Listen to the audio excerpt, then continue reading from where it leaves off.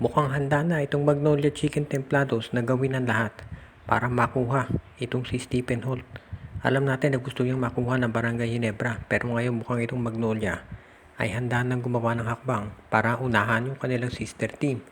At mukhang ang tinitignan daw nila ay magbigay ng 4 na player para makuha itong si Stephen Holt. Kabilang dyan si Jeric Hanmisi, si Jeric Balanza, si Jackson Corpus at si Jed Mendoza. Lahat ng ito ay ibibigay ng Magnolia para lang makuha ang serbisyo nitong si Stephen Holt. Alam natin lahat na itong si Stephen Holt ay gusto makuha ng Barangay Ginebra. Actually, pati TNT Tropang Giga interesadong makuha to. Pero ngayon itong Magnolia ay determinado na gawin ito para makuha nila at mapalitan na yung kanilang point guard. Dahil alam natin si Gio Hanalo nasa trading block na.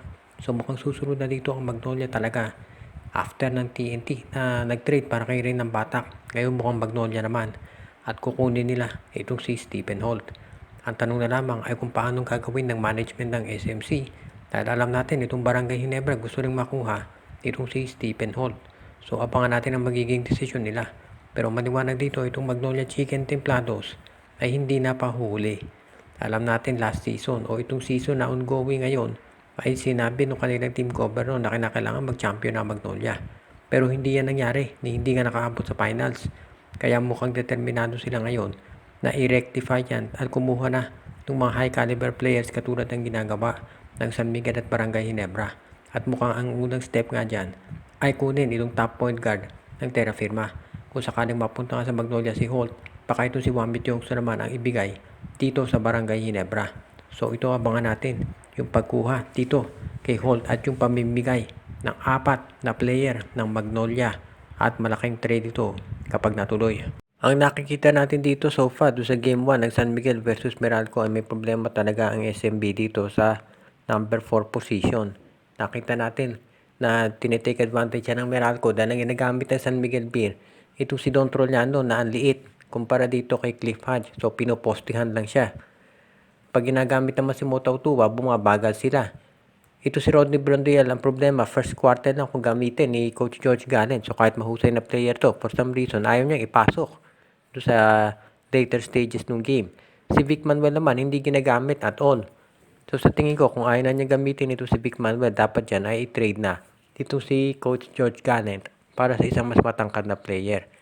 Dahil nakita natin na kapag hindi nag-adjust itong San Miguel Beer, dito sa kanilang rotation, magkakaproblema talaga sila.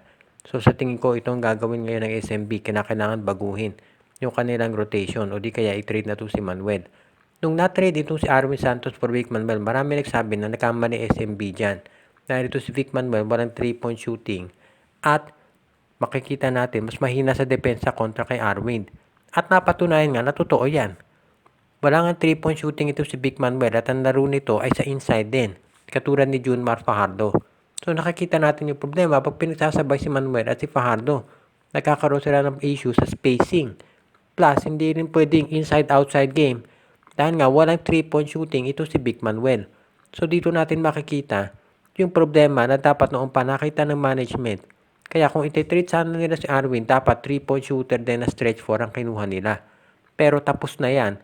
So mukhang kinakailangan ngayong gawin ng San Miguel Beer ay humanap ng ibang players na pwedeng madidagdag doon sa kanilang lineup na gumagamit talaga ng natural na stretch 4 position. Pwede nilang i-trade to si Vic Manuel para dito kay Isaac Go para mas lumakas sila.